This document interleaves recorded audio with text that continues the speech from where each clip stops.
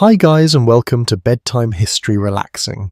Tonight we step into a dusty frontier town at the edge of evening where the sun sinks low behind wooden rooftops and the air carries the smell of dry earth, horse sweat, and something faintly sweet drifting from a nearby kitchen.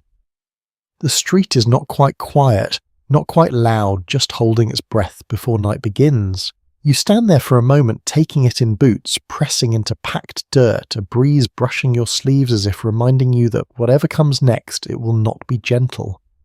You probably won't survive this with your dignity fully intact, but that's part of the story. So before you get comfortable, take a moment to like the video and subscribe, but only if you genuinely enjoy what I do here. And if you feel like it, share where you are in the world and what time it is as you listen. Now dim the lights and you begin to walk. The town stretches ahead in a loose line of buildings that seem to lean slightly toward one another, as if they rely on shared effort just to remain standing. A widely accepted historical detail is that many frontier towns in the American West grew quickly and often without careful planning, shaped more by need than design. You can see that here in the uneven spacing, the mismatched wood, the way some structures appear newer, while others already show signs of wear. Nothing feels permanent, yet everything is in use. Your boots crunch lightly with each step, dust lifting and settling again almost immediately.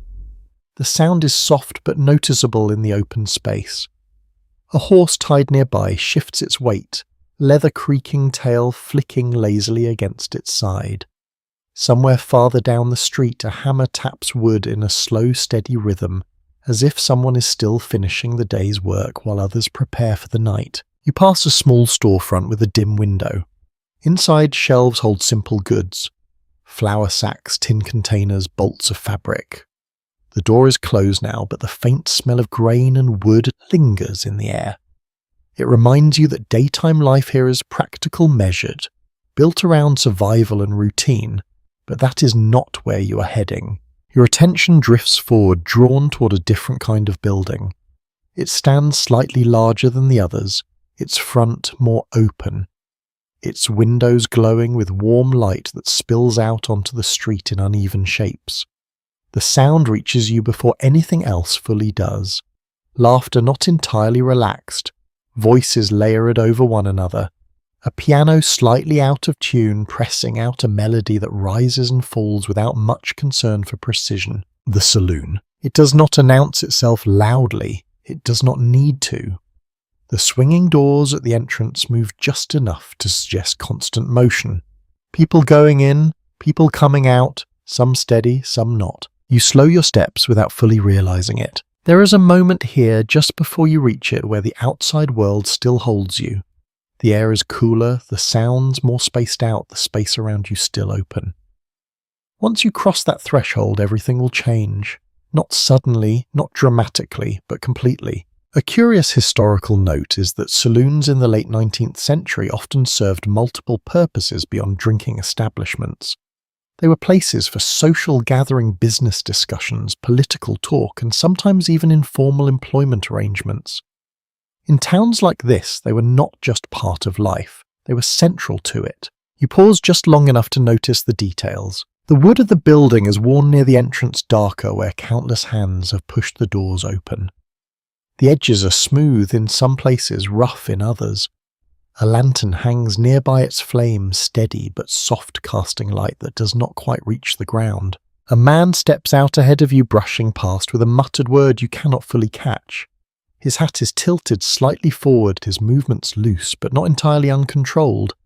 The smell of whiskey follows him briefly before fading into the night air. You step closer. The sound grows fuller now, not just louder but denser. You can hear individual elements blending together. Glass against wood, boots against floorboards, a chair scraping, someone calling out to someone else across the room. You hesitate just for a breath. Not out of fear exactly, more out of awareness. Historians still argue whether saloons in frontier towns were as dangerous as popular stories suggest, or whether many of them functioned with a kind of rough but stable order. As you stand here, you can sense both possibilities at once. There is energy inside, movement, but also a pattern, something that repeats night after night. You reach out, and push the door. It swings inward with familiar resistance, then gives way. The change is immediate. Heat meets you first layered and close, the air inside is thicker, holding the scent of tobacco smoke, spilled alcohol, worn wood, and bodies that have been moving and working all day. It is not unpleasant exactly, but it is full. You feel it settle around you as you step forward. The light is warmer here, softer but more concentrated. Lamps hang from the walls, casting a glow that leaves some corners in shadow while illuminating others too brightly. The contrast makes everything feel slightly unsteady, as if the room itself shifts depending on where you look. You take another step. The floorboards creak under your weight, joining the constant background of sound. No one stops to look at you directly, but you can feel the quick glances, the subtle assessments, who you are, why you are here, whether you belong. A lesser-known detail is that many saloon workers were expected to quickly learn how to read these unspoken signals. It was not just about serving drinks, it was about understanding the mood of the room before it changed. You stand just inside the entrance now. To your left, the bar stretches along the wall, its surface worn smooth from years of use. Bottles line the shelves behind it, their shapes and colours catching the light in small uneven flashes. A bartender moves with practiced efficiency, pouring, wiping, nodding, barely pausing between motions. To your right, tables are scattered without strict order. Some are occupied by small groups leaning close in conversation. Others hold individuals sitting alone, eyes drifting between their drink and the movement around them. Farther back, the piano continues its sound, weaving through everything else. You notice how the room does not rest. Even in stillness there is motion. A hand lifting glass, a foot tapping, a head turning. It is a constant flow, subtle but unbroken. You take a breath. It carries the taste of smoke and something sharp beneath it. Whiskey, perhaps, or simply the mixture of everything else. You are here now, not fully part of it yet, not fully separate either, just inside, just beginning to understand that this place will ask more of you than it first appears, and somewhere beneath the noise and light there is a quieter realization forming. This is where your nights will be spent. This is where you will learn, and the night has only just begun. The door settles behind you with a soft wooden thud, and the outside world fades almost instantly, as if it had never been there at all. The air inside presses closer now, warm and heavy, wrapping around your shoulders and settling into your clothes. You take another step forward, slower this time, letting your eyes adjust not just to the light but to the rhythm of the room. It is not chaos, though. At first it feels close to it. There is structure here, just not the kind that announces itself. A commonly accepted observation about frontier saloons is that they often operated under an unspoken order shaped less by formal rules and more by habit, reputation, and mutual understanding. You begin to sense that now. The movement has a pattern. The noise has layers. You pause just long enough to listen. The piano continues its notes, slightly uneven but steady enough to guide the room. Conversations overlap without fully colliding. Laughter rises and falls in short bursts. Somewhere near the bar, a glass is set down with a firm, deliberate tap, followed by a low voice, speaking in tones you cannot quite make out. You take another step. A man brushes past you, close enough that the fabric of his coat grazes your arm. He smells faintly of leather and dust with something sharper underneath. He does not look at you directly, but his presence lingers for a second longer than necessary, as if marking your arrival without acknowledging it. You begin to understand something simple and important. Everyone here notices everything. Not openly, not obviously, but nothing goes entirely unseen. A curious tidbit from the period suggests that some saloon workers could recognize regular customers not just by sight, but by the sound of their footsteps or the way they push through the door.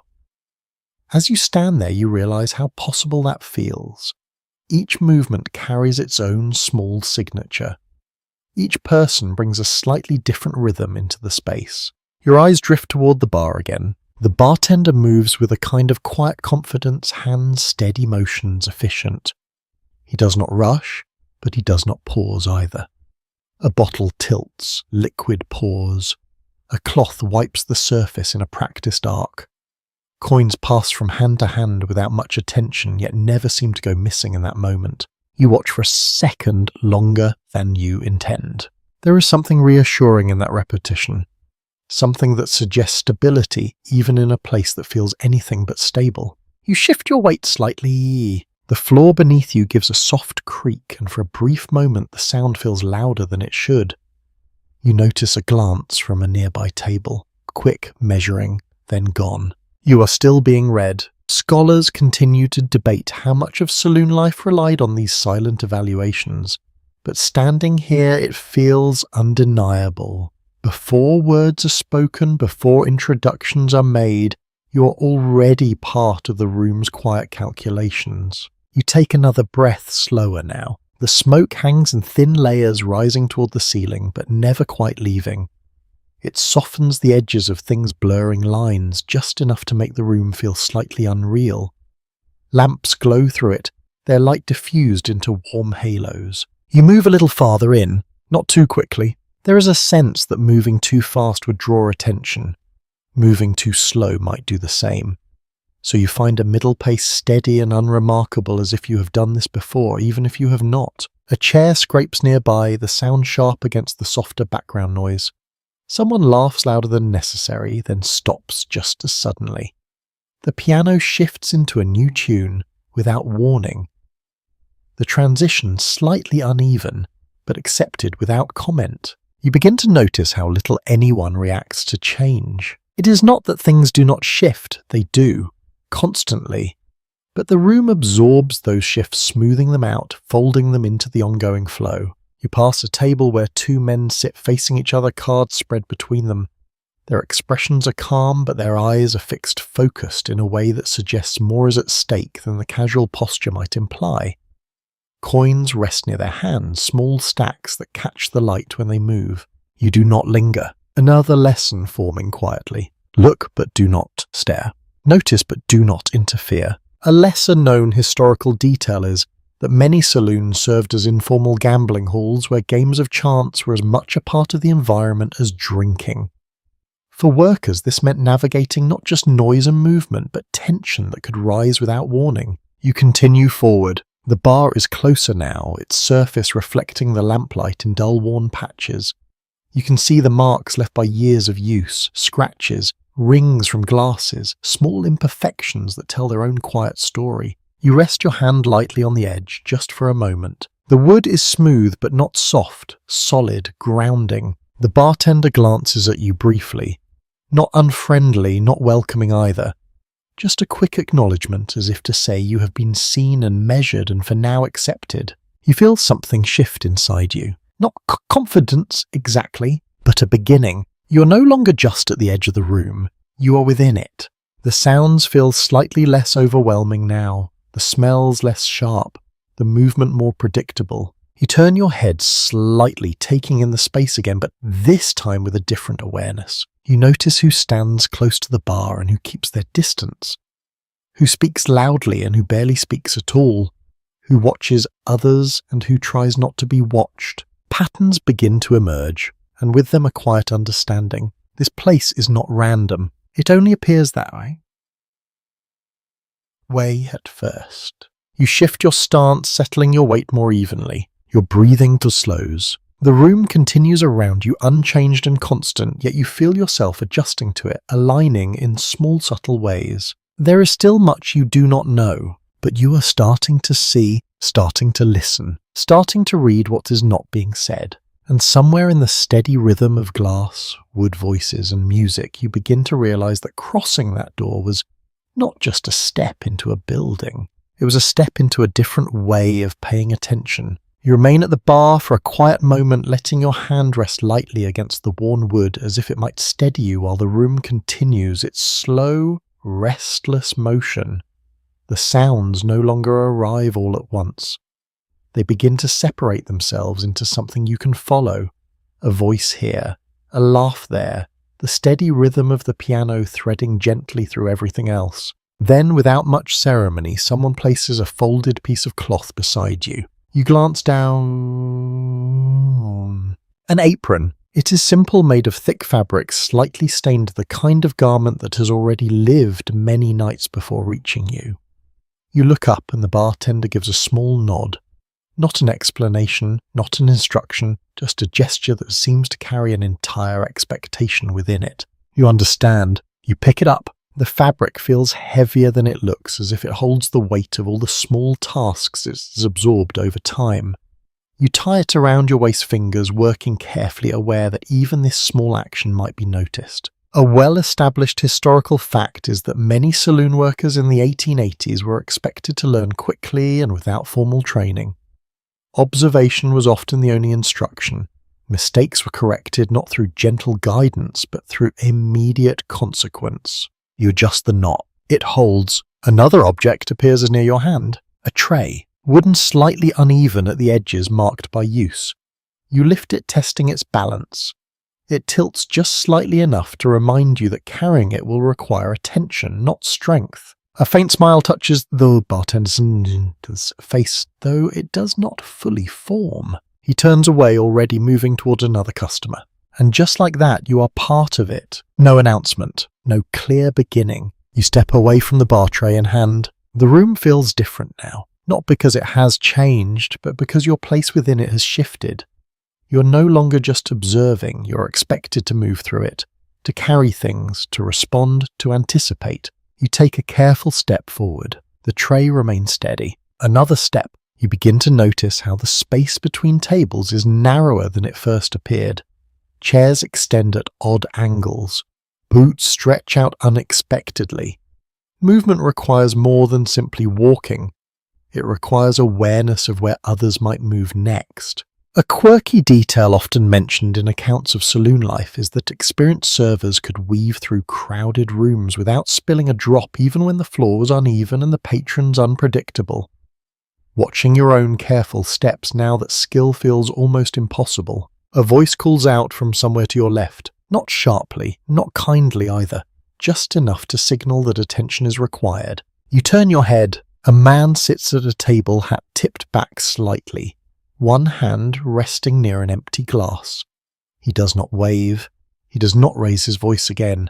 He simply looks at you as if the expectation itself is enough. You move toward him, not too fast, not too slow. As you approach, you notice the details, the way his fingers tap lightly against the table, the faint line of dust along his sleeve, the way his eyes flick briefly to the tray, then back to your face. You stop just within reach. For a second, neither of you speaks. Then quietly he names his drink. You nod. A simple exchange, but it carries weight. Historians still debate whether interactions like these were as straightforward as they appear, or whether subtle signals, tone, and posture played a larger role in determining how workers were treated. Standing here, you can feel that complexity. The words are few, the meaning is not. You turn back toward the bar. The path feels slightly clearer now, though no less narrow. You adjust your grip on the tray, keeping it level as you move. At the bar, the bartender is already preparing something. He does not ask for confirmation. He does not repeat the order. He simply works as if the request has already reached him through the flow of the room. You watch closely. The bottle lifts. The liquid pours in a smooth, controlled stream. The glass is set down with precision, not force. He places it on your tray. Your turn. You take a breath, steadying your hand. Then you turn. The return path feels longer, not physically, but in awareness. You can feel the weight of the glass now, even though it is light. You can feel the small shifts of the tray as you move. Every step carries the possibility of imbalance. You move carefully. A chair leg blocks part of your path. You adjust. A man leans back slightly without looking. You pause, then continue. The piano swells briefly, covering the sound of your footsteps. You reach the table. You lower the tray slowly. Your hand moves toward the glass. For a moment, everything feels very still. Then you place it down. No spill, no sound beyond the soft contact of glass and wood. The man nods once. Not gratitude exactly. Acknowledgement. You step back. A small success, but already you sense that it will not be remembered. Not because it does not matter, but because it is expected. This is the baseline. This is what must happen every time. You turn again, scanning the room. More empty glasses, more glances, more unspoken requests. A lesser-known aspect of saloon work is that workers often had to anticipate needs before they were voiced, reading gestures, eye movements, and patterns of behavior. Waiting to be called every time could slow the flow of the room, and in a place like this, flow is everything. You begin to notice those signals now. A hand lingering near an empty mug, a glance toward the bar, a shift in posture that suggests impatience. You move toward another table, then another. Each interaction slightly different. Some speak directly, some barely speak at all. Some watch you closely. Others seem not to see you even as you stand beside them. You adjust your movements with each one. Your voice remains quiet. Your steps remain measured. Your attention expands, and slowly, almost without realizing it, you begin to settle into the rhythm. Not fully comfortable, not fully at ease, but aligned enough to continue. The tray no longer feels unfamiliar. The apron no longer feels like a costume. They become part of your movement, part of your awareness. The room continues. The night deepens, and you find yourself moving through it, carrying more than drinks. You carry the quiet responsibility of balance, of timing, of reading what is not spoken, and somewhere beneath it all, you begin to understand that this work is not just about serving. It is about staying present in a place where presence is constantly tested. You move again toward the center of the room, tray, balanced apron, settling more naturally against your movements now. The saloon does not slow for you. It does not adjust to your pace.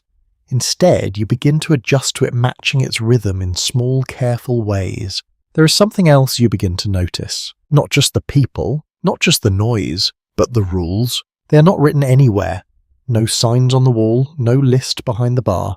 Yet they exist quietly, shaping everything around you. You see it in how the bartender serves certain customers first, even when others have been waiting longer. You see it in how some men lean against the bar as if they belong there, while others keep a respectful distance. You see it in how a chair once claimed is rarely taken by someone else without consequence. A widely recognized historical pattern shows that saloons often operated on informal hierarchies rather than strict legal order, where reputation, money, and familiarity determined status more than official authority. Standing here, you can feel that structure more than you can define it. You approach another table, placing down 2 glasses with steady hands. The men seated there barely pause their conversation. Their voices are low but intense words, overlapping opinions, pressing against one another, like weight shifting on unstable ground. You step back, not because you are told to, because you know to. That is one of the rules. Do your part, then disappear. You move again, weaving between bodies and chairs. Your awareness is stretching in all directions. Someone laughs loudly near the piano, the sound rising above everything else for a moment before being absorbed back into the room. The musician does not stop.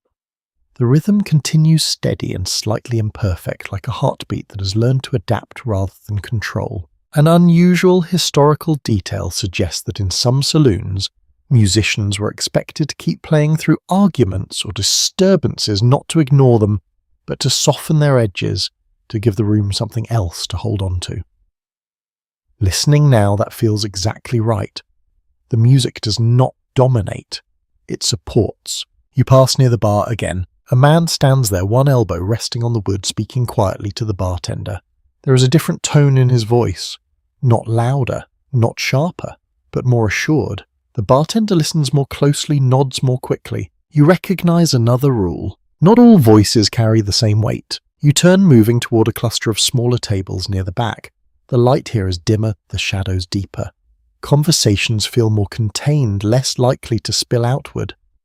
A woman sits at one of the tables, her posture upright, her gaze moving across the room with calm attention. When she meets your eyes, it is only for a second, but it's enough to tell you that she understands this place as well as anyone. You set down a drink in front of her. She nods just once. A quiet exchange, yet it feels different. Researchers continues to question how much agency workers in saloons truly had, especially women, and how much of their behavior was shaped by necessity rather than choice. In moments like this, the answer feels layered. There is awareness, there is control, but there are also boundaries that cannot be crossed. You move on. A chair shifts suddenly behind you and you pause just in time to avoid contact. The man who moved it does not apologize. He does not look at you at all. He simply settles back into his seat as if the space belongs to him entirely. Another rule: do not expect acknowledgement. You adjust your path and continue. The floor beneath you creaks in familiar ways now. You begin to recognize which boards give slightly more than others, which spots require a lighter step. The room is teaching you not through instruction, but through repetition. At the bar, a small cluster of men gathers more closely than before. Their voices are still low, but there is a tension beneath them now, subtle but present. The bartender's movements remain steady, but you notice the way his eyes flick between them, measuring, anticipating. You feel it too. A shift. Not enough to alarm, but enough to notice. A commonly cited observation about saloon environments is that tension often built gradually rather than erupting suddenly, shaped by small interactions that accumulated over time. As you watch, you begin to understand how that works. It is not one moment. It is many. You step away from the bar, giving that space a little more distance. Another rule: do not stand too close to rising tension. You carry your tray toward a quieter corner where two older men sit in near silence. Their drinks are half full. Their conversation, if it exists at all, is shared in glances rather than words. You set down a small dish, something simple, barely more than a gesture of food. They nod, not to you, to each other. You step back. The room continues. The music continues. The movement continues, and you begin to feel something else settling in. Not comfort, but familiarity. You're no longer surprised by the noise, no longer distracted by every movement. Instead, you begin to move within it, your attention flowing where it is needed, pulling back where it is not. You understand now that survival here is not about strength. It is about awareness, about knowing when to step forward, when to step back, when to speak, when to remain silent, and most importantly, when to leave something exactly as it is. You pass the bar once more, your tray lighter, now your steps more certain. The bartender glances at you again just briefly, and this time there is something slightly different in the look. Not approval, but recognition. You have begun to learn. The rules remain unspoken. The night remains long, but you are no longer standing at the edge of it. You're inside it now, moving with it, listening to it, adjusting to its quiet demands. And somewhere beneath the music and voices, beneath the shifting light and restless air, the structure of this place becomes clearer. Not visible, but felt. You return to the bar with your tray held a little more steadily. Now your steps no longer hesitant, your eyes already searching for what comes next. The surface in front of you is alive with small movements. Bottles shifting hands, reaching coins sliding across wood, with soft metallic taps that seem to punctuate the room's rhythm. The bartender does not greet you. He does not need to. Instead, he places 2 glasses near your tray filled with a pale liquid that catches the lamplight in a dull glow. You recognize it now. Beer. Not the cold, crisp kind you might imagine, but something warmer, heavier, often brewed locally and consumed quickly. A commonly accepted historical detail is that beer in frontier saloons was frequently served at cellar temperature, or even warmer as refrigeration was limited or non-existent in many towns. As you lift one of the glasses slightly, you can feel that warmth through the thick glass. Beside it, a smaller glass waits. Whiskey. Its scent reaches you even before you touch it. Sharp, immediate, carrying a bite that seems to linger in the air. It is poured generously, though you sense that generosity may not always be consistent from one customer to another. You arrange the drinks carefully on your tray. Balance matters more than speed. You turn. The room opens again in front of you, though. Now it feels less like an unknown space and more like a pattern you are learning to follow. You move towards a table where 3 men sit, their conversation louder than most, their gestures wider, less controlled. You place the drinks down one by one. A glass here, another there. The whiskey last. One of the men lifts his drink immediately, taking a long swallow without pause. The others follow more slowly, their voices continuing, rising slightly with each sip. Food arrives next. Not much. A plate with slices of bread unevenly cut alongside something that might pass for stew. though its contents are difficult to identify at a glance. You carry it carefully, the smell reaching you as you move. Salt grease, something faintly sour beneath it. A curious detail from the time suggests that many saloons served inexpensive meals not necessarily to profit from the food itself, but to encourage customers to stay longer and drink more. Looking at the plate, that strategy feels clear. The food is filling but not particularly satisfying. You set it down. The men barely look at it. Their attention remains on their drinks, their conversation, their shared energy. You step away. Another table waits, this one quieter. A single man sits with his hat pulled low, his hands resting near an empty mug. When you approach, he looks up just enough to meet your eyes, then gestures faintly toward the space in front of him. You nod. Return to the bar. Repeat. The pattern settles deeper. Pour. Carry. Place. Step back. Again and again. Scholars continue to examine how repetitive labour like this shaped the experience of workers in frontier towns, especially in environments where long hours and constant attention were required. As you move through these motions, you begin to understand that repetition is not dull here. It is demanding. Each action may be similar, but the context is always shifting. You carry another tray, this one slightly heavier. 4 glasses, a small bowl, a tin plate. You adjust your grip, feeling the subtle pull of weight toward one side. Your fingers respond without conscious thought, now correcting the balance before it becomes a problem. The room shifts around you. Someone stands suddenly near the bar, pushing back a chair with more force than necessary. The sound cuts through the background noise for a moment, drawing a few glances, then fading as quickly as it appeared. You continue. The piano changes tune again, this one a little faster, a little brighter, though still imperfect.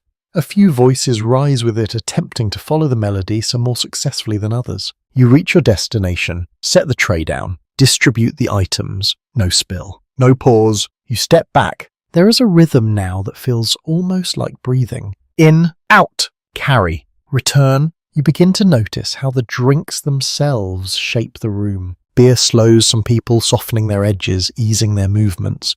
Whiskey does something different. It sharpens, quickens, sometimes loosens restraint in ways that are less predictable. A well-documented observation from the period is that whiskey was often the dominant drink in frontier saloons, valued for its strength, affordability, and ease of transport. As you watch the room, you can see why. It moves quickly. It changes people quickly. You pass by a table where a man laughs louder than before, his voice carrying across the room. Another responds with a tone that is still friendly but slightly firmer, as if guiding the energy back into a safer space. You file that away. Not all laughter is equal. You return to the bar once more. The bartender slides another drink toward you without looking up. His movements remain consistent, but you begin to notice the small variations. A slightly fuller pour for one customer, a quicker service for another. Tiny adjustments that reflect something you cannot fully see but can feel. Another rule, perhaps. You take the glass, turn, move. The floor creaks beneath your steps, familiar now. The air feels thicker as the room fills further. Bodies pressing closer, voices rising just slightly with each passing minute. You feel the heat more now. Not overwhelming, but constant. It settles at the back of your neck, along your arms, beneath the fabric of your clothes. The smell of smoke clings more firmly, threading itself into everything. You carry another tray. This time your hand does not shake. Your steps do not hesitate. You move through the space with a growing sense of alignment, your attention expanding and narrowing as needed, responding to anticipating need. And somewhere beneath the repetition, beneath the steady flow of drink and food and motion, you begin to understand something deeper. This is not just service. It is participation. You are part of the system that keeps this room alive. Each glass you carry, each plate you place, each step you take contributes to the ongoing balance. The night continues. The drinks continue. The quiet, unspoken rules continue to shape everything. And you move within them more aware, now more steady, more present than when you first stepped through the door. You step away from the bar once more, your tray balanced, your movements now, guided by something quieter than thought. The room feels fuller than it did before, not only in number but in presence. Each person seems to carry a small world with them, and all those worlds press gently against one another in this shared space. You begin to notice faces, not in detail at first, but in pattern. Some are weathered, marked by sun and wind with lines that suggest long days spent outdoors. Others are smoother, less worn, their clothes cleaner, their posture more contained. A few stand somewhere in between, carrying traces of both. A broadly accepted historical observation is that frontier towns drew people from many backgrounds, including cowboys, miners, merchants, immigrants, and travelers, all converging in places like saloons where differences became visible but also temporarily blurred. As you move among them, that mixture becomes clear. You approach a table near the center. Two men sit there, boots, dusty hats resting beside them. Their voices are steady, their conversations slow, as if shaped by long hours of silence before arriving here. One of them nods towards your tray without breaking the flow of his words. You respond in kind, a small nod, a quiet understanding. You place the drinks. They acknowledge you without pausing their attention, returning immediately to whatever topic holds them. You move on. Near the bar, a different energy gathers. A group stands close together, their voices louder, their gestures more animated. One man claps another on the shoulder with a force that seems friendly but carries a hint of something sharper beneath it. Laughter follows, but it lingers a fraction too long. You do not stop. Another lesson settling in. Not all groups are meant to be approached at once. You shift your path, slightly moving instead toward a table near the wall. A man sits alone there, his posture slightly forward, his hands wrapped loosely around a glass that is nearly empty. He looks up as you approach, his expression calm but distant, as if his attention is only partially in the room. He speaks softly. You lean just enough to hear. A refill. You nod and turn back. An unusual detail from historical accounts suggests that saloons were not only places of noise and gathering, but also spaces where solitude could exist in plain sight, where individuals could sit among many, yet remain largely within their own thoughts. Watching this man, that idea feels entirely possible. You return with the drink, place it gently. He nods once, nothing more. You step away. The piano continues its melody, shifting again, this time slower, more measured. The change alters the room in subtle ways. Conversation softens slightly, movements become less abrupt. Even laughter takes on a different tone, less sharp, more rounded. You notice how the music guides more than entertains. You pass another table, this one crowded. 5 men, perhaps 6, seated close together, their conversation overlapping. Their hands moving as they speak. One of them notices you and raises his glass slightly, not as a signal but as a habit. You respond anyway. You move closer, placing a fresh drink in front of him without needing to ask. He nods in your approval. A small success. Researchers continue to examine how much of saloon work relied on anticipation rather than instruction, and as you move through these exchanges it becomes clear that waiting to be told is often too slow. The room rewards those who can see what is coming before it arrives. You carry another tray. Heavier this time, you adjust your grip, shifting the weight slightly toward your center. Your fingers respond instinctively now, correcting small imbalances before they grow. A chair slides back suddenly near your path. You pause, just long enough. The man who moved it does not notice you, or perhaps chooses not to. Either way, the space shifts and you adjust with it, stepping around the new obstacle without breaking your rhythm. You continue. Near the door, a group of men enters, bringing with them a gust of cooler air that briefly cuts through the warmth of the room. Their voices are louder than most, their movements broader, their presence immediately felt. You watch them without appearing to. New arrivals change the balance. Always. A lesser-known observation from the time suggests that the arrival of new groups could subtly alter the dynamics of a saloon, introducing fresh energy, new tensions, or unexpected alliances. As you move past them, you can feel that shift beginning. You place your tray down at another table. Distribute the drinks. Step back. One of the men at the table glances at you a moment longer than necessary, not unkindly, but with a curiosity that suggests you're still being measured even now. You hold his gaze just briefly, then move on. The room continues to unfold. Different voices, different rhythms, different needs. You begin to recognize regular patterns. The man at the bar who drinks slowly, always finishing one glass before ordering another. The group near the piano that laughs more often than they argue. The solitary figure in the corner who rarely speaks but always returns. Each one becomes part of the landscape, and you move among them. Not as an outsider anymore, but not entirely as one of them either. You exist in between, visible, yet not fully seen, a part of every interaction, yet belonging to none of them. The realization settles quietly. This work is not just about serving, it is about navigating people, understanding them without asking, responding without intruding, and maintaining a presence that is steady enough to trust but distant enough to remain safe. You return to the bar once more. The bartender glances at you again, his expression unchanged, but his movements slightly more aligned with yours.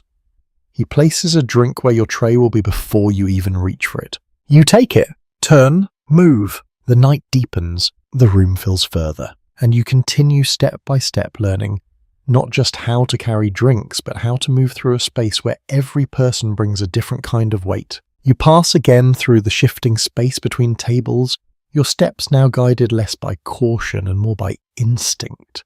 The room has grown louder, but not in a single direction. It expands in layers, each sound settling into place as if it belongs exactly where it is. Then the piano changes. The musician leans slightly forward, fingers pressing into the keys with a little more intention, and the melody lifts.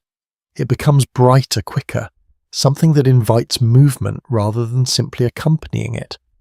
You feel the difference almost immediately, not just in the sound, but in the way the room responds. A few voices rise to follow the tune. A boot taps against the floor, then another. Someone claps just once slightly off rhythm, and suddenly the energy shifts. A widely recognized historical reality is that music in saloons was rarely formal or refined.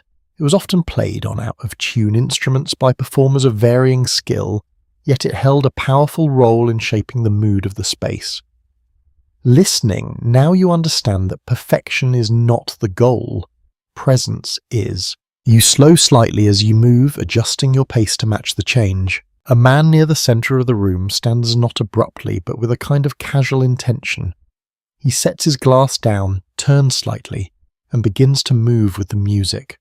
Not dancing in any structured way, just shifting his weight, stepping in time, letting the rhythm carry him. Others notice. Some join. Some watch. You continue your path trace steady, but your attention expands to include this new layer of movement. The room feels less contained now, more fluid. A curious historical note suggests that dancing in saloons was often informal and spontaneous, especially in smaller frontier towns where entertainment options were limited.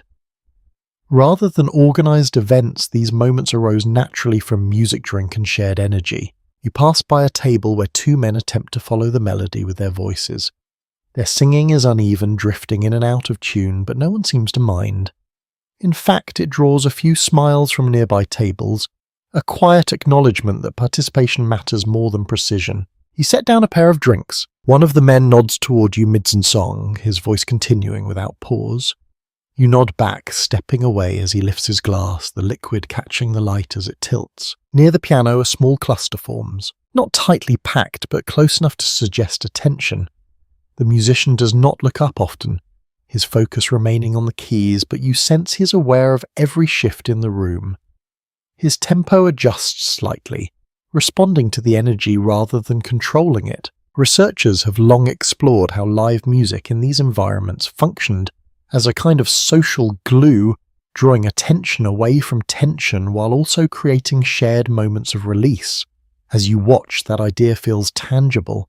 The music gives the room something to move toward. You carry another tray. The weight feels familiar now. Your steps adjust naturally as you pass between a moving pair, their laughter soft but continuous as they circle each other in loose, unstructured motion. You angle your body slightly, allowing space without interrupting their flow. Another small lesson. Movement here is not always predictable. You place drinks at a table near the wall, where a group watches the activity with quieter interest. One of them leans back slightly, arms crossed, observing rather than participating. His gaze follows the room, not fixed on any one person, but taking everything in. You recognize that look. It mirrors your own from earlier. You step away. The piano shifts again, this time easing slightly, the tempo relaxing just enough to bring the room back from its brief lift. The movement slows, the laughter softens, conversations begin to reclaim their place. The change is gradual, almost gentle. An unusual observation from historical writing suggests that musicians in saloons often acted as subtle moderators of atmosphere, adjusting their playing to either energize or calm the room as needed. Listening now, it feels less like control and more like guidance. You return to the bar. The bartender places 2 glasses on your tray without a word. His movements remain steady, but you notice how he glances towards the room more often now, tracking the shifts that the music has created. You take the drinks, turn, move. The air feels warmer than before, carrying not just smoke and alcohol, but the lingering energy of movement.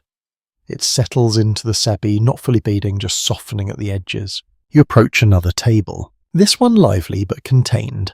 The men seated there speak more quickly now, their words overlapping, their gestures sharper, but still within a boundary that has not yet been crossed. You place the drinks. One of them raises his glass toward the piano, a small gesture of acknowledgement. The musician does not look up, but the rhythm continues. You step back. The room feels balanced again. Not quiet, not calm, but aligned. You move through it with increasing ease, your attention shifting between tasks and atmosphere, between individual interactions and the larger flow. You begin to understand that the music is not separate from your work. It shapes it, guides it, gives it a pace, and as the final notes of the current tune settle into the room, blending back into the steady hum of voices and movement, you feel a subtle transition. The night is deepening, the patterns are becoming clearer, and you're moving within them, not just responding, but beginning to anticipate the ways in which sound, motion, and people weave together into something that feels almost continuous. You move again through the room,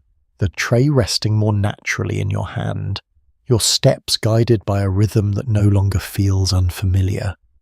The music has softened, conversations have settled back into their usual patterns, and the saloon resumes its steady pulse, as if the brief rise in energy has been absorbed into its foundation. Now something more subtle begins to take shape. Not the noise, not the movement, but the way you present yourself within it. You approach a table near the center where 2 men sit in quiet conversation. Their voices are low, their expressions controlled, their attention focused more on each other than on the room around them. As you place their drinks, one of them glances up briefly. You offer a small smile. Nothing wide, nothing forced, just enough. He nods in return and the exchange ends there. A commonly noted aspect of saloon work is that politeness was not merely a social courtesy, but a practical tool used carefully to maintain balance in environments where emotions could shift quickly. As you step away, you begin to understand that politeness here is not about warmth. It is about control. You adjust your posture slightly, not rigid, not relaxed. Something in between. Your shoulders remain steady, your movements measured, your gaze attentive but not fixed. You begin to notice how these small adjustments change the way others respond to you. At another table, a man leans back in his chair, watching the room with an expression that is difficult to read. When you approach, he studies you for a moment longer than most. You meet his gaze briefly, then lower it just enough to signal respect without submission.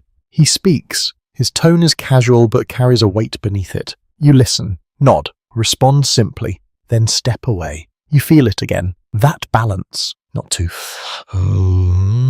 familiar, not too distant. An unusual detail from historical accounts suggests that workers in saloons often developed highly refined social instincts, learning to adjust their tone, expression, and body language depending on who they were interacting with. Watching your own movements now, you can feel that skill beginning to form. You pass near the bar where a small group has gathered more closely. Their voices are louder but not aggressive. One of them gestures toward you as you move by calling out in a tone that suggests expectation rather than request. You turn. Approach. He asks for another round. You acknowledge with a slight nod, your expression remaining neutral, your voice calm. No extra words, no hesitation. You return to the bar. The bartender meets your movement halfway, placing the drinks where your tray will be before you even reach for them. His timing aligns with yours, now a silent coordination that requires no discussion. You take the glasses. Turn. Move. As you approach the group again, you notice how their attention shifts toward you. Not all at once, but in small increments. Eyes glance up, voices pause briefly, hands adjust their position on the table. You place the drinks, carefully, one by one. A man reaches for his glass before you fully release it, his fingers brushing yours for just a moment longer than necessary. You do not react. Your expression does not change. You simply continue the motion, completing the placement and stepping back. Another rule: do not linger. Do not respond. You move away. A quiet observation from the period suggests that maintaining emotional distance was often essential for workers in environments like this, not as a sign of indifference, but as a form of self-preservation. As you continue, the idea settles more firmly into place. You approach another table, this one quieter. A woman sits there, her posture composed, her gaze steady. When you place her drink, she looks at you with a brief but clear acknowledgement, something that feels more deliberate than most. You return it with the same level of quiet respect. No more, no less. You step back. The room continues. The music shifts again, though more subtly this time, barely altering the overall tone. Conversations rise and fall in familiar patterns. Glasses empty and fill. Chairs move slightly, then settle. And through it all, you move. Your smile appears when needed, fades when not. Your voice remains even, your words minimal, your presence consistent. You begin to understand that this is not a performance. It is a balance. Too much warmth invites attention you may not want. Too little creates distance that can be misread. You find the space between. A commonly referenced idea among historians studying social behavior in frontier towns is that interactions were often shaped by necessity rather than personal preference, especially in environments where survival depended on maintaining functional relationships with a wide range of individuals. As you continue, you feel that necessity guiding your choices. You pass the bar once more. The bartender glances at you briefly. His expression unchanged, but his movements slightly more synchronized with yours. Another drink appears where you expect it to be. Another silent exchange. You take it. Turn. Move. The room feels more familiar now, not because it's become simpler, but because you have learned how to move within its complexity. You are no longer reacting to every glance, every voice, every shift. You're selecting what to respond to, what to ignore, what to anticipate, and in doing so you create a kind of quiet stability within yourself, even as the world around you continues its restless motion. The night stretches on, the patterns deepen, and you continue step by step, holding that careful balance between presence and distance, between politeness and protection, between being seen and remaining just out of reach. You return to the bar once more, your step steady, your breathing even, your attention already shifting ahead to what comes next. The room continues behind you in its layered rhythm, but here at the bar something different exists. Control, or at least the appearance of it. The bartender stands in his usual place, hands moving in practiced patterns, eyes scanning without seeming to. Bottles line the shelves behind him, their shapes catching the lamplight in soft reflections. You begin to notice how this space feels slightly more ordered than the rest of the room, not quieter but more contained. He places a cloth on the counter and wipes in slow circular motions, not because the surface needs it, because it is part of the rhythm. A well-established historical understanding is that saloon owners and bartenders often acted as central figures in maintaining order, balancing hospitality with authority in environments where formal law enforcement was limited or inconsistent. Watching him now, you can see how that balance works. He is not loud. He does not command attention, yet everything seems to move around him in some way. You pick up 2 glasses and set them onto your tray, but before you turn, your attention shifts slightly to the side. A man stands near the end of the bar, speaking in a low voice to another figure you had not noticed clearly before. The second person leans in just enough to listen, their posture relaxed, but their eyes alert. There is a different kind of exchange happening here. Quieter, more deliberate. You do not look too long. Another rule forming. Not everything is meant to be understood. A lesser-known detail from the time suggests that saloons often functioned as informal centers for information exchange, where news rumors and business arrangements passed between individuals without ever being written down. As you move away, you can sense that kind of communication taking place just beneath the surface. You carry your tray toward a table near the wall, where a man sits with a small stack of coins in front of him. His fingers move over them slowly, not counting exactly, but feeling their weight, their presence. Across from him, another man watches. Their conversation is quiet but focused. You place the drinks. They barely acknowledge you.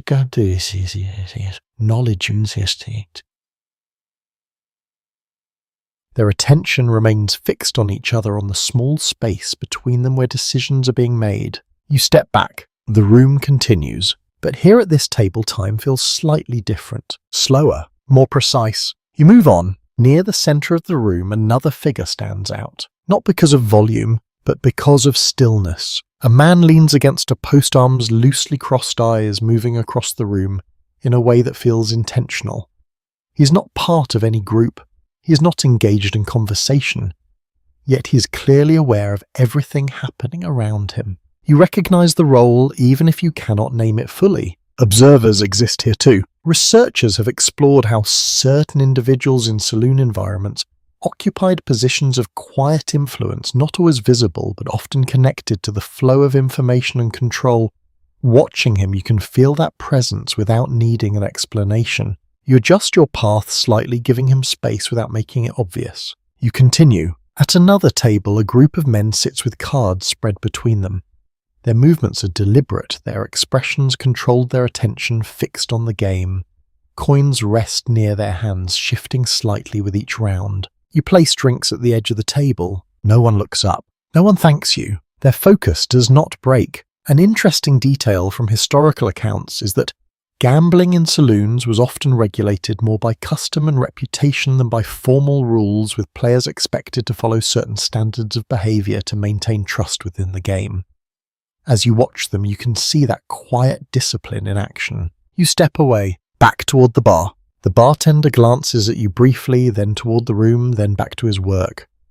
His movements remain consistent, but his awareness seems to stretch outward, touching every corner of the space without fully settling on any one point. You place your empty tray on the counter for a moment. He refills it without a word. You take it again.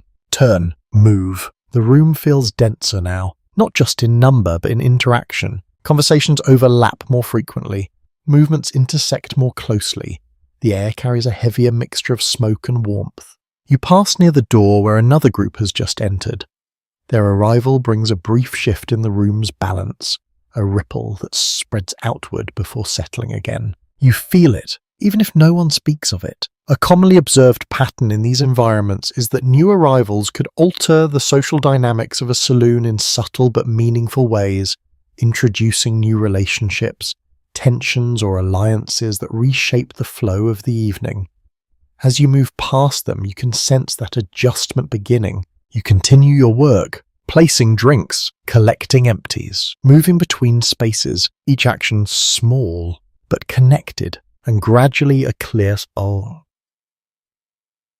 clearer understanding forms. This place is not just a gathering of individuals, it is a network, a system of interactions, exchanges, observations, and unspoken agreements. The bartender anchors it, the patrons move within it, and you moving quietly between them begin to see how each part connects to the next. You are not just carrying drinks, you are moving through the lines that link one person to another, one conversation to the next, one moment to the next. The night continues, the system holds, and you continue to learn not through instruction but through presence, through attention, through the quiet act of watching and moving at the same time. You return to the bar, again your tray lighter now, your hands carrying the memory of weight even when they are empty. The rhythm continues without pause, but something shifts in your attention, not toward the room this time, toward money. Coins rest on the bar in small uneven clusters. Some are stacked carefully, others lie scattered, pushed forward with little care. Their metallic surfaces catch the lamplight in dull flashes, each one representing not just payment but a quiet negotiation. The bartender gathers them with the quick practice movements, not counting aloud, not hesitating. A well-documented reality of frontier saloons is that Payment systems were often informal, with cash credit and favors blending together depending on the relationship between customer and establishment. As you watch, you begin to understand that money here is not always exact. You pick up a tray of drinks and turn, but your eyes linger for just a moment longer. A man leaves a coin near the edge of the bar, sliding it forward without looking. The bartender takes it, but does not respond. No nod, no acknowledgement. The exchange is complete without ceremony. You move away, toward a table near the center. You place the drinks carefully one by one. The men seated there continue their conversation, voices, steady gestures measured. One of them reaches into his pocket and places a few coins on the table, not directly towards you, but within reach. You understand. You take them quietly. No words, no pause. You move on. A curious detail from historical records suggests that tipping in saloons was not always consistent or expected in the way it is today, but workers often relied on small, informal payments to supplement low wages. As you carry the coins back toward the bar, you feel their weight differently. Not just metal, possibility. You place them on the counter. The bartender sweeps them into a small container without looking up. No record, no note, just movement. You take another tray. Turn, move. At the next table, the exchange is different. You set down the drinks. Wait a moment. Nothing. The men continue speaking, their attention fixed elsewhere. No coins appear, no gesture follows. You step back. Leave. Another quiet understanding. Not every service is paid in the same way. Researchers examining labor conditions in frontier towns have pointed out that workers often faced inconsistent compensation, with earnings fluctuating based on the night, the clientele, and the structure of the establishment. As you continue, you begin to feel that uncertainty settle into your awareness. You return to the bar. Another set of drink waits. You take them. Turn, move. Near the back of the room, a man calls out, his voice slightly louder than necessary. You approach, placing the drink in front of him with steady hands. He nods, then reaches into his pocket, pulling out a coin and holding it between his fingers for a moment longer than needed. He watches you as he sets it down. You take it, briefly meeting his gaze. Then move on. The exchange lingers for a second, not uncomfortable, but deliberate. An unusual observation from historical accounts suggests that payment interactions in saloons could carry social meaning beyond simple transaction reflecting status, intention, or attitude. As you step away, you can feel that layer beneath the surface.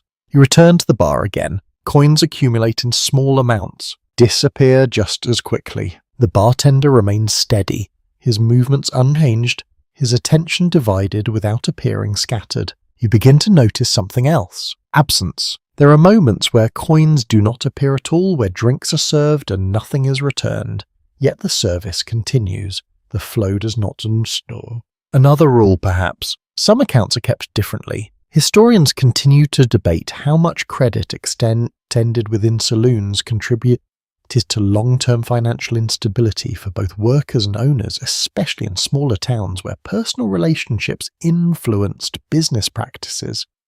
Standing here, you can sense that complexity without fully seeing its boundaries. You carry another tray, heavier again. You move through the room, placing drinks, collecting empties, your hands moving with growing confidence. At one table, a man places coins directly into your hand. The contact is brief, the gesture clear. You nod slightly. Move on. At another, a group laughs loudly, their attention scattered, their drinks arriving without acknowledgement. You set them down and step back, leaving without waiting. The pattern repeats, varied, unpredictable, yet consistent in its inconsistence. You return to the bar, set down your empty tray, pick up another. The bartender glances at you briefly, then toward the room, then back to his work. His movements remain unchanged, but you sense that he's tracking more than just drinks. He is tracking balance, not just of liquid, but of exchange. You take the tray, turn, move. The room feels fuller now, heavier, with presence, with movement, with expectation. The air carries the layered scent of smoke, alcohol, and something else. Effort. You continue, placing drinks, collecting coins, accepting absence, adjusting without pause, and slowly a deeper understanding forms. This work is not only about serving, it is about navigating value, understanding that what you give is not always matched by what you receive. That fairness is not evenly distributed. That balance exists, but not always in visible ways. The night continues, the exchanges continue, and you move within them, learning to accept both the weight of coins and the absence of them with the same steady hand. You move away from this bar once more, your tray balanced, your attention stretching between the crowded room and the quieter spaces that sit just beyond it. The main floor continues its steady rhythm voices, overlapping glasses, shifting music weaving through it all. But now you begin to notice something else. A direction upward, a narrow staircase stands near the back wall, partially shadowed, easy to overlook if you're not searching for it. People pass by it without much attention, yet every so often someone turns toward it, climbs a few steps and disappears from view. You carry a tray toward a table nearby, placing drinks with careful precision, but your awareness lingers on that staircase. It suggests another layer, another world within the same building. A broadly accepted historical understanding is that many saloons in the late 19th century included upper rooms, used for a variety of purposes from private meetings to lodging, and in some cases activities that remain deliberately out of public view. As you step back from the table, that idea settles quietly into your thoughts. You turn, your tray is... The bartender catches your eye for just a moment, then tilts his head slightly toward the back. Not a command, not even a clear request, but enough. You understand. You move toward the staircase. Each step creaks beneath your weight, the sound sharper here, where the noise of the main room begins to fade. The air changes as you climb, becoming slightly cooler, less crowded, carrying fewer layers of smoke. Halfway up, the sounds below soften into something distant. Not gone, just muted. At the top, a narrow hallway stretches ahead, dimly lit. The walls close the floor, worn from repeated use. Doors line either side, some closed, some slightly open, each one holding its own quiet space behind it. You pause, not out of uncertainty, but out of awareness. This is not the same as the room below. You move forward. A door to your left stands ajar. Inside, you glimpse a small table, 2 chairs, a lamp casting a soft, steady light. Voices drift out low and measure their words, indistinct but deliberate. You do not linger. Another door is closed, but light shows faintly beneath it. A shadow passes across that thin line, then stillness returns. A lesser-known detail from historical accounts suggests that these upper rooms often functioned as spaces where business negotiation and private arrangements took place away from the noise and distraction of the main floor. As you walk, you can feel that difference. The energy here is contained, focused. You reach the end of the hallway. A small table stands there holding a few items, glasses, a bottle, a cloth folded neatly beside them. You understand your task without being told. You gather what needs to be taken. 2 empty glasses, a half-full bottle. You turn back. As you pass one of the doors, it opens slightly wider. A figure steps out, adjusting their coat, their expression neutral, their movements controlled. They glance at you briefly, not with curiosity, but with recognition. You nod. They move past, down the stairs, back into the noise. Researchers continue to examine how these upstairs spaces contributed to the layered nature of saloon life, creating a separation between public interaction and private activity. Standing here, you can feel that separation clearly. It is not just physical, it is atmospheric. You descend the stairs. The sounds return, gradually building with each step until they surround you once more.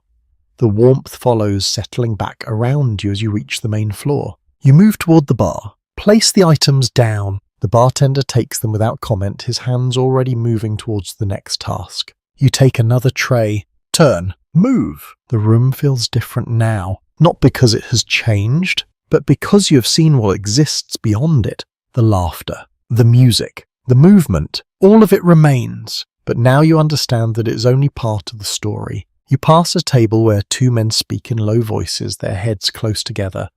Their conversation seems casual, but now you notice the way their eyes move, the way their hands rest near the table, the way their posture shifts slightly when others pass by. You see more now. At another table, a woman laughs lightly, her voice blending with the music, her expression relaxed.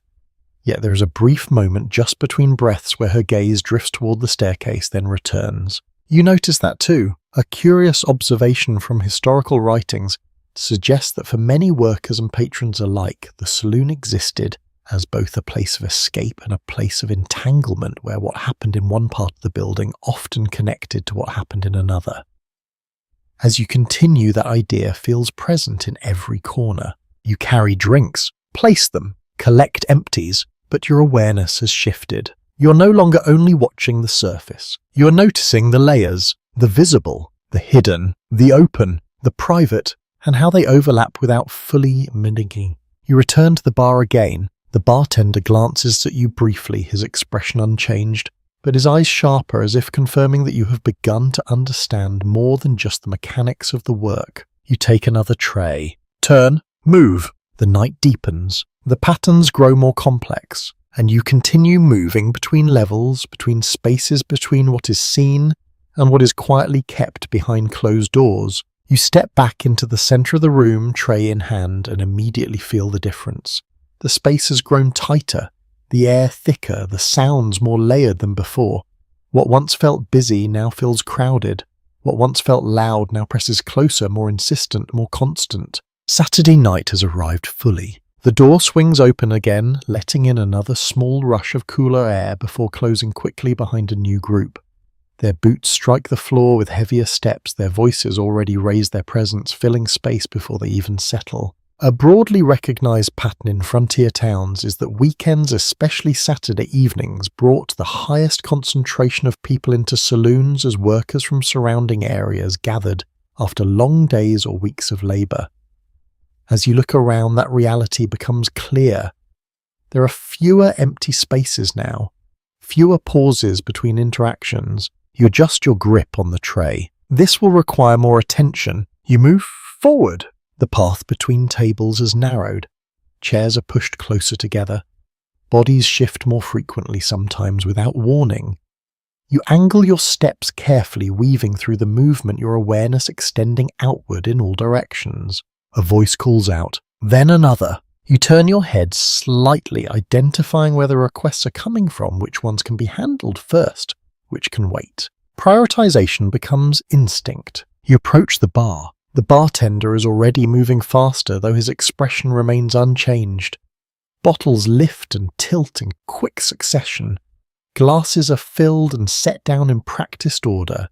His hands do not hesitate even as the demand increases. He places 3 drinks on your tray at once. You take them. Turn. Move. The room feels louder now, but not chaotic. There is still a structure beneath it, a rhythm that holds everything together even as it stretches under pressure. You reach a table, place the drinks, step back. Before you can turn, another voice reaches you from behind. You pivot. A different table. You move. Set down another glass. Turn again. The sequence repeats faster, now your movements tightening, your steps shortening to navigate the crowded space. An interesting detail from historical accounts suggests that during peak hours, saloon workers often developed a near-constant state of heightened awareness, balancing speed with precision in environments where a single misstep could disrupt multiple interactions at once. As you continue, you feel that state forming. You carry another tray, heavier than before. You adjust your grip mid-step, shifting the weight slightly to maintain balance as someone brushes past you without warning. The contact is brief but enough to remind you that control here is always shared. You continue. Near the piano, the energy is lifted again. The musician plays with more force, now the notes louder, more pronounced, cutting through the rising noise of the room.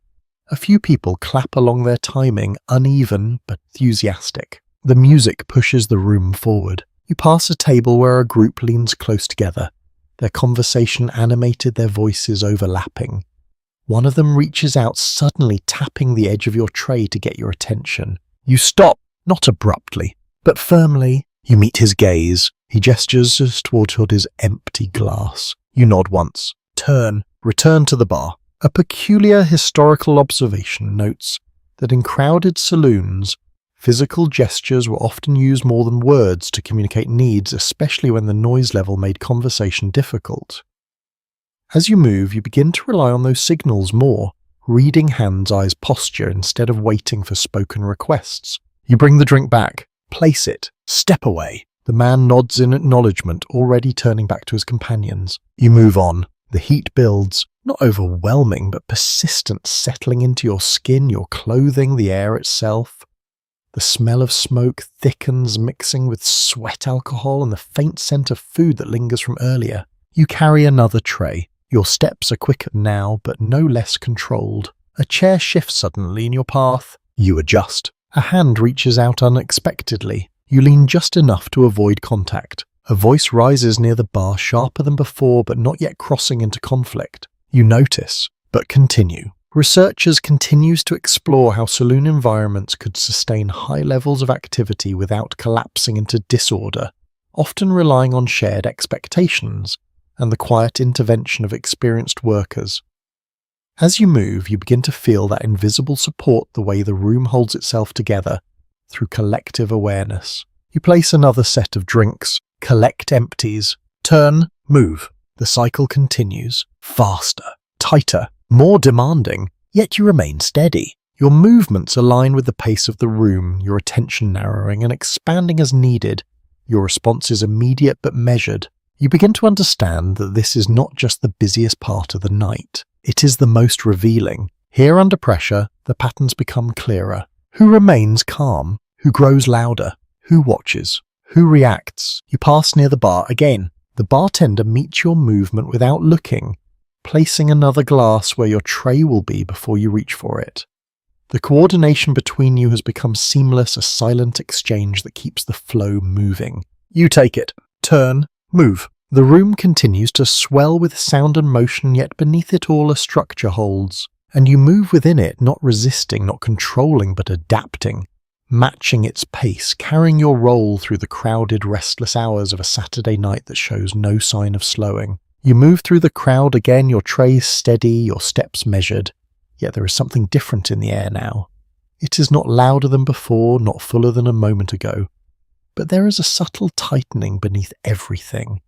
A tension that does not announce itself yet makes itself known in small, quiet ways. It begins with tone. A voice near the bar carries just slightly sharper than it should. Not shouting, not yet, but edged like a note played too firmly on the piano. Another voice responds lower, slower, as if trying to guide the moment back into something calmer. You notice, and you remember. Not all changes arrive suddenly. A commonly observed pattern in accounts of frontier saloons is that disagreements often built, gradually shaped by alcohol pride and small misunderstandings rather than immediate confrontation. As you continue your work, you begin to see how that slow build takes form. You approach a nearby table, placing drinks with your usual care. The men seated there continue their conversation, but their attention flickers briefly toward the sound near the bar, then back again. Everyone is aware, even if no one acts. You step away. Your path shifts slightly, not consciously, but with purpose.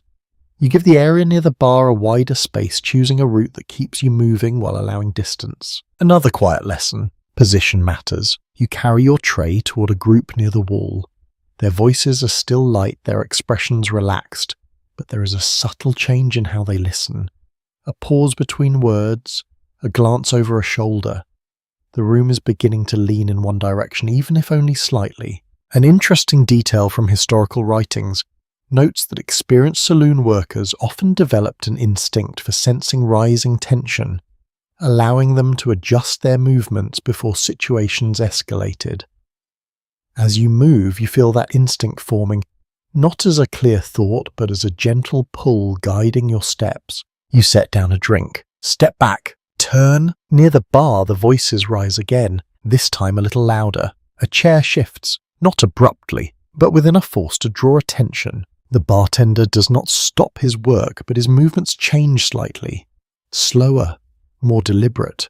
His eyes lift more frequently, tracking the interaction without directly intervening. You notice that too. A lesser-known observation suggests that bartenders often acted as informal mediators in saloons, using presence timing and subtle cues to manage disputes before they became serious. Watching him now, you can see that quiet readiness. You move past another table. A man leans toward his companion, speaking in a tone meant to stay contained, yet carrying a hint of urgency. The companion nods, their posture tightening slightly, their attention drawn toward the same point. The ripple spreads. Not quickly, but steadily. You continue your work, tray balanced, steps careful, awareness expanded. You approach a table near the center, placing drinks with steady hands. One of the men glances toward the bar, his expression shifting for just a moment, then returning to neutrality. You step away. The music continues, but it feels different now. Not louder, not softer, just slightly out of alignment with the room, as if it is trying to hold a balance that is beginning to shift. Scholarly discussions about frontier social spaces often highlight how music, conversation, and alcohol interacted in complex ways, sometimes easing tension, sometimes masking it, until of its surface more clearly. As you listen, you can feel that dual role in the piano's steady rhythm. You return to the bar. The voices there have settled, but not fully. The men stand a little closer than before, their gestures smaller, more controlled. The energy has not disappeared, it has simply changed form. You take a glass from the counter. Turn. Move. You choose your path carefully, keeping the area in your peripheral vision without focusing on it directly. Your steps remain, even your posture unchanged, your expression neutral. You do not become part of it. Another rule: you pass a table where laughter rises again, slightly louder than necessary, as if to counterbalance the tension elsewhere. It feels intentional, even if no one says so. The room adjusts itself. You place another drink, collect an empty glass, turn again. The moment near the bar softens further. A hand lifts a drink. Another follows. Voices lower. The sharp edge fades, not completely, but enough to dissolve back into the general flow. No clear resolution. No dramatic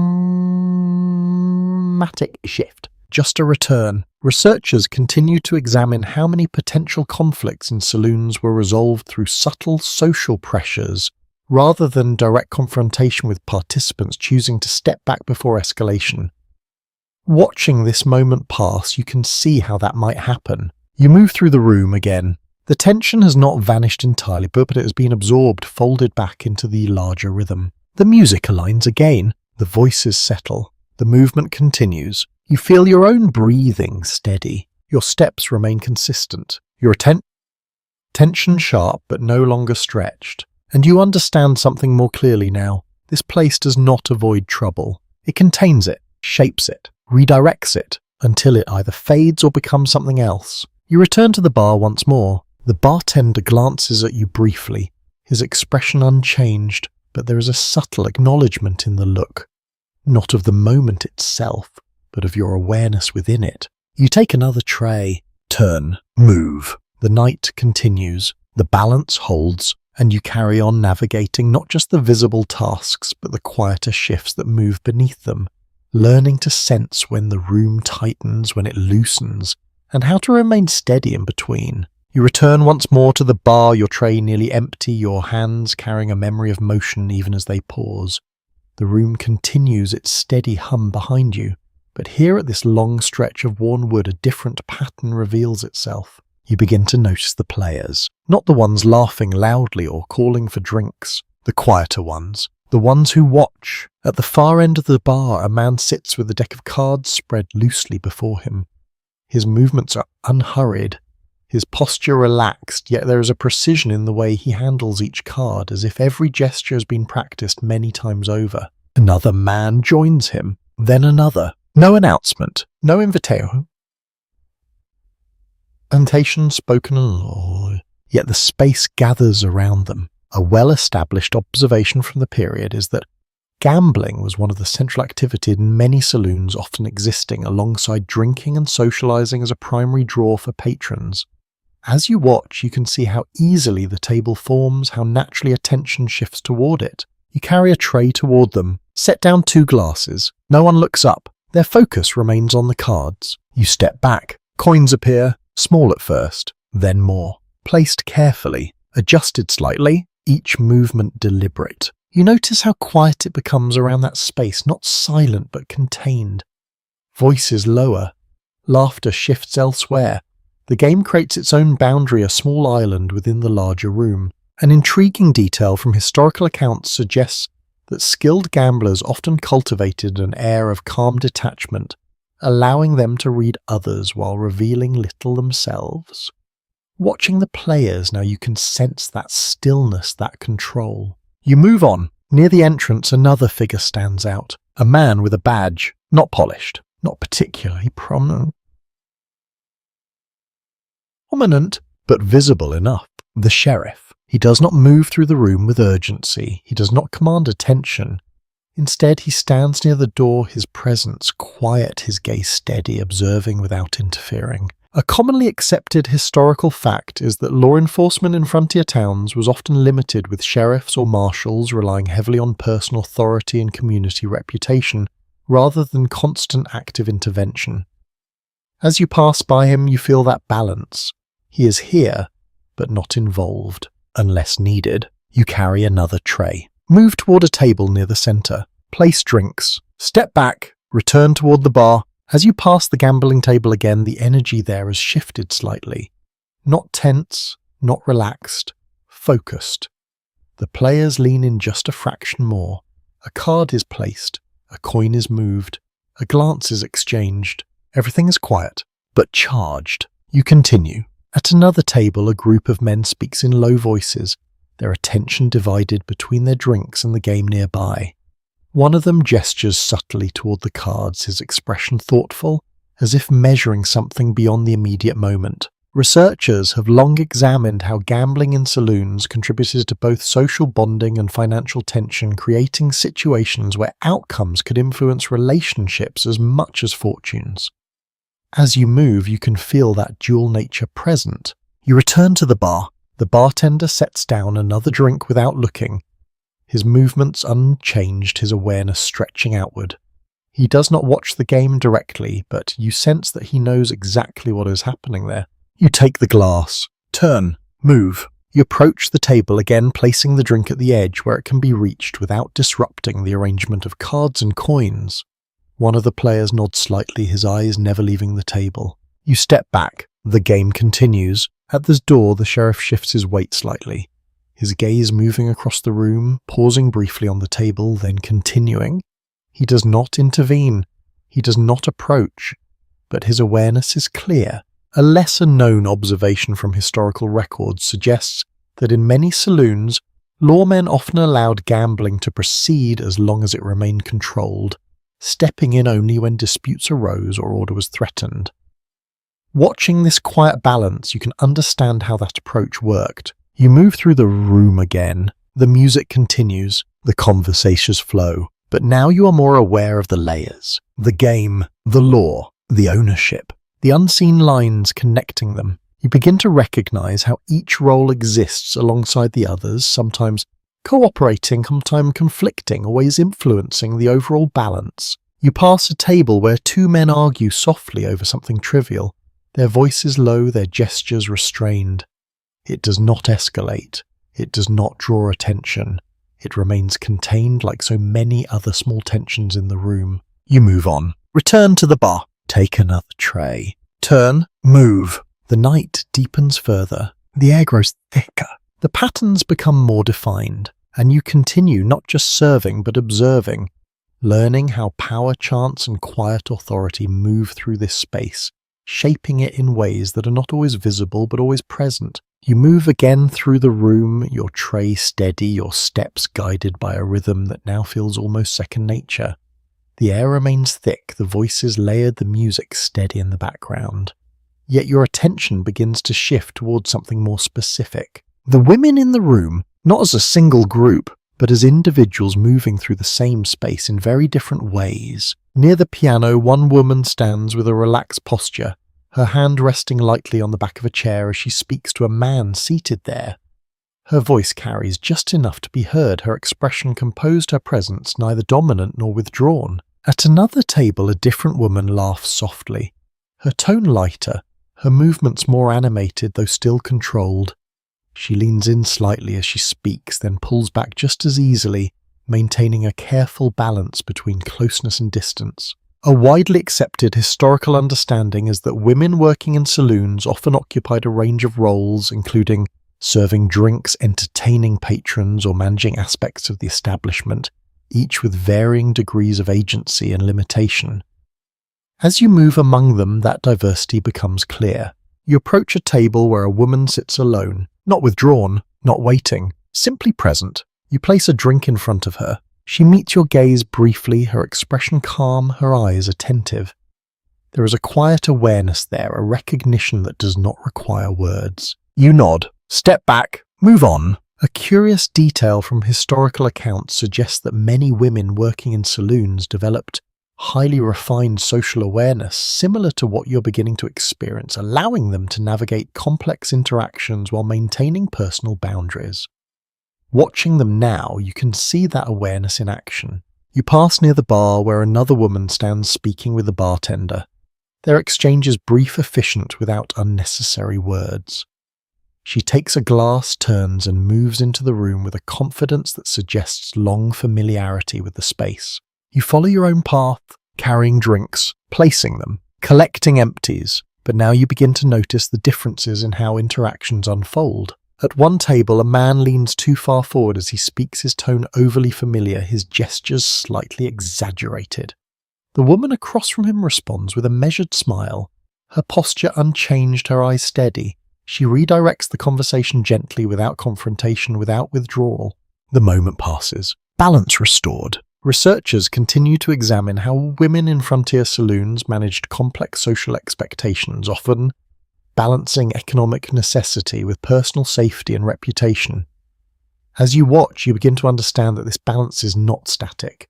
It is maintained moment by moment. You move toward another table. Two women stand there speaking quietly to each other, their voices low, their expressions thoughtful. When you approach, they pause, acknowledging your presence with a brief glance, then continue once you have placed the drinks. You step back, their conversation resumes. Private. Contained. You move on. Near the center of the room, a different scene unfolds. A woman moves with the music, her steps light, her expression open, inviting interaction without fully committing to it. A few men watch, some with interest, some with simple curiosity, others with a kind of distant appreciation. She controls the space around her, not by force, but by presence. An unusual observation from historical writings notes that dance hall women often shaped the social atmosphere of saloons, influencing how patrons behaved, how energy rose or settled, and how interactions unfolded. As you watch, you can feel that influence without needing it explained. You carry another tray, heavier again. Your steps remain steady. You pass near the staircase where a woman pauses briefly, her hand resting on the railing as she looks down into the room. Her expression is difficult to read. Not distant, not engaged, simply observant. Then she turns, disappears upward. You continue. At another table, a woman speaks firmly, her tone calm but clear, her posture straight. The man across from her listens, his expression shifting slightly, his earlier ease replaced by something more attentive. The dynamic changes, not dramatically, but enough. You place a drink at the edge of the table. Step back, move on. A commonly referenced idea among historians studying gender roles in frontier towns is that women often navigated spaces like saloons with a combination of adaptability and resilience, shaping their interactions in ways that allowed them to maintain a degree of control within restrictive environments.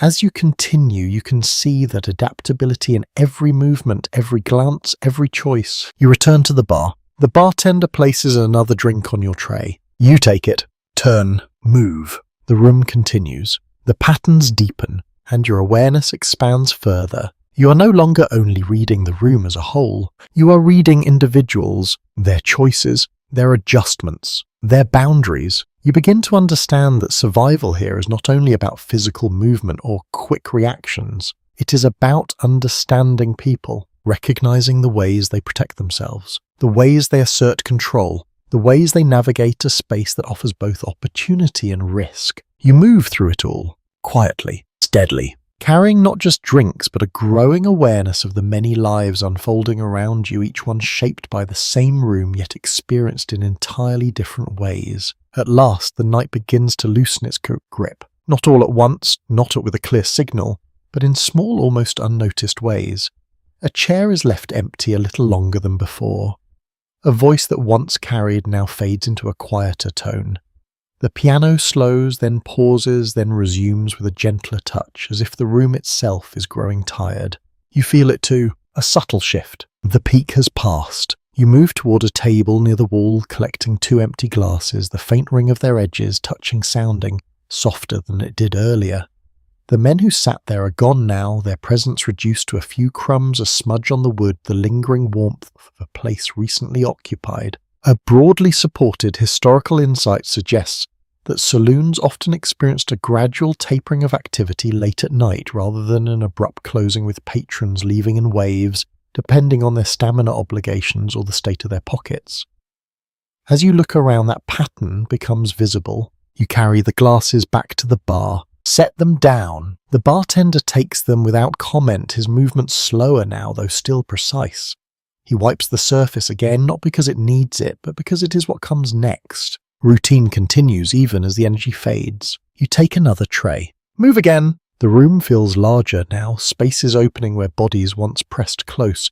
The air, though still warm, seems easier to breathe, as if the absence of movement has created small pockets of calm. You approach a table near the center. A man sits alone there, his posture slightly slumped, his hat resting beside him. His glass is empty, but he does not call for another.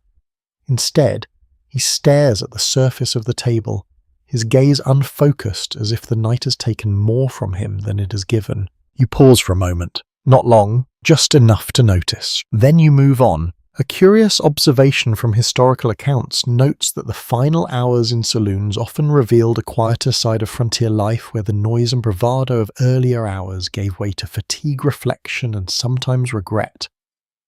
As you walk, you can feel that change settling into the room. You collect another glass, then another, each one lighter than before, each one marking the gradual end of an interaction, a conversation, a moment. Near the piano, the musician plays more slowly now, the notes spaced further apart, the melody softer, as if it is no longer meant to fill the room, but simply to accompany its winding down. A few people remain seated nearby, listening, without speaking, their attention drifting between the music and their own thoughts. You pass them quietly. At the bar, a small group still lingers, their voices low, their movements unhurried. They are not ready to leave yet, but their energy has shifted. The sharp edges of earlier conversations have softened, replaced by something more subdued. You place a drink, step back, return again. Scholarly perspectives and social spaces like saloons often emphasize how the end of the night created a distinct atmosphere separate from both the beginning and the peak, where interaction slowed and the weight of the day or evening became more visible. Standing here, you can feel that distinction clearly. You move toward the door. It opens briefly as someone steps out of the cool night air, slipping in for a moment before the door closes again. The contrast is noticeable now.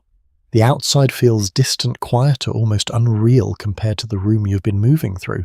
You turn back, continue. A lesser-known detail from historical writing suggests that for workers, the end of the night was not simply a time of rest, but a transition into another phase of labour, where cleaning, organising and preparation for the next day began. As you collect the final glasses from a nearby table, you begin to sense that transition approaching. You carry them to the bar, set them down. The bartender nods slightly, not a signal to stop, but an acknowledgement that the night is shifting. You take a cloth, begin to wipe a table. The motion is slower than your earlier work, but no less deliberate. You move across the surface, clearing away the small remnants of the evening. A ring left by a glass, a crumb of bread, a faint trace of spilled drink. Each mark tells a small story. Each one fades under your hand. You move to another table, then another. The room grows quieter, not silent, but close. The music softens further, then pauses, the final note lingering just long enough to be felt before it disappears. You stand for a moment, tray in hand, cloth resting at your side. The space around you feels different now. Not empty, but at rest. You can hear your own breathing more clearly, the soft creak of the floor beneath your weight, the distant sound of someone shifting near the bar. And in that quiet, you begin to understand something new. The work does not end when the noise fades. It changes. It slows, it deepens. You continue moving, collecting, cleaning, preparing your actions, steady.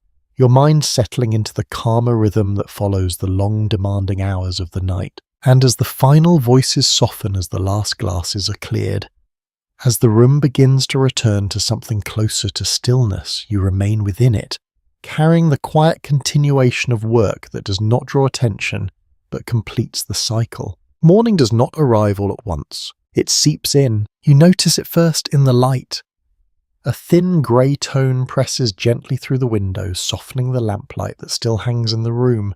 The air feels different too, cooler, lighter, as if the night has finally loosened its hold. You stand near the bar with a cloth in your hand, pausing for a brief moment as the quiet settles more fully. The last voices have faded. The final footsteps have disappeared beyond the door.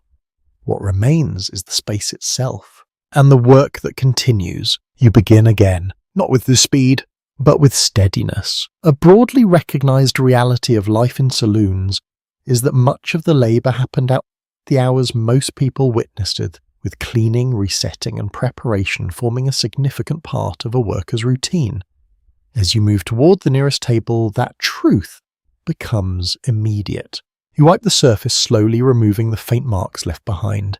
Rings from glasses, small stains, a scattering of crumbs that cling to the wood until your cloth passes over them. Each motion is deliberate, not rushed. The room feels larger now, without the press of bodies and noise. You can see the full shape of it, the distance between tables, the uneven lines of chairs, the worn paths across the floor where footsteps have passed again and again. You move to the next table, then the next. The repetition is quieter than before, but no less complete. An unusual detail noted in some historical description is that workers often reuse the same cloths, rinsing them in simple basins as access to abundant clean materials was limited. You pause near a small bucket, dipping the cloth, wringing it carefully before continuing. The water is cool against your hands, refreshing, grounding. You return to your work. At the bar, the bartender moves more slowly now, arranging bottles, checking supplies, his actions methodical. He does not speak, but his presence remains steady as it has all night. You collect a group of glasses, carry them to a basin, rinse them one by one. The sound of water replaces the sound of voices, softer, more contained. Each glass passes through your hands, its surface, cool, its weight familiar. You place them aside, reach for the next. Scholars examining labour patterns in frontier towns have noted that the transition from night work to morning tasks often blurred the boundary between rest and labour, leaving little time for recovery. As you continue, you can feel that overlap. The night has ended, but your work has not. You move back into the room, adjust a chair, straighten a table, sweep the floor in slow, even strokes. Dust rises lightly, catching the early light before settling again. You pause briefly near the door. It remains closed, but the faint sounds of the outside world begin to return. A distant hoofstep, a voice carried lightly on the morning air. The town waking just as you prepare to finish. You turn back, continue. A lesser-known observation from historical accounts suggests that many workers found a strange sense of calm in these early hours when the demands of the night had passed and the day had not yet fully begun. Standing here, you can understand that feeling. The room is yours now, not in ownership, but in presence. You move through it without interruption, your actions uninterrupted, your attention free to settle into the rhythm of simple tasks. You gather the last of the empty glasses, wipe the final table, check the arrangements of chairs once more. Everything begins to look ready again. Prepared. Reset. You return to the bar. The bartender glances at you briefly, his expression unchanged, but there is a quiet acknowledgement there. Not of the night itself, but of the work that has followed it. You nod slightly. No words needed. You set the cloth aside, rest your hands on the edge of the bar for a moment. The wood feels cool now, no longer warmed by constant contact. The surface is clean, the marks of the night erased, though not forgotten. You take a breath. Slow, even. The air feels different in your lungs, lighter, easier to hold. A commonly referenced idea among historians studying daily life in the American West is that routines, no matter how demanding, provided a form of structure and stability in otherwise unpredictable environments. As you stand here, you can feel that structure settling into place. You have moved through the night, through noise, through movement, through constant attention, and now through quiet. The cycle continues, not finished, but completed for now. You step away from the bar. The room behind you rests prepared for the next evening, the next gathering, the next sequence of events that will fill it once again, and you carry with you the memory of both the noise and the stillness, understanding that each depends on the other, each giving shape to the work you have come to know. You step just outside for a moment, the door easing shut behind you with a soft, familiar sound. The morning air meets you gently, cooler than anything you felt inside, carrying a faint trace of dust and distant wood smoke. The street is quieter now, though not empty. A few figures move slowly along the edges of the day, their pace unhurried, their voices low. The town looks different in this light, less dramatic, more exposed. You take a few steps forward, your boots pressing into the same ground that felt so alive just hours before. Now it holds only the marks left behind. Tracks, scuffs, the faint impressions of movement that have already begun to soften under the morning.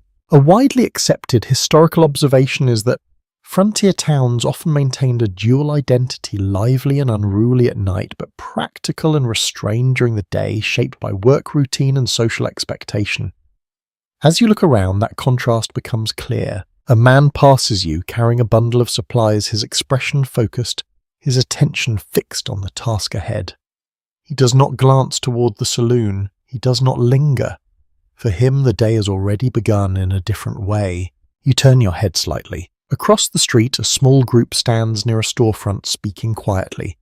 Their clothing is cleaner, their posture more reserved. One of them glances briefly in your direction, then looks away, their expression neutral, but not without meaning. You feel it, the difference. A curious detail from historical writings suggests that saloon workers often occupied a complicated social position in frontier towns, respected for their role in the economy, yet judged for their association with drinking and nightlife. Standing here, that complexity feels present even without words. You shift your stance slightly, not uncomfortable, but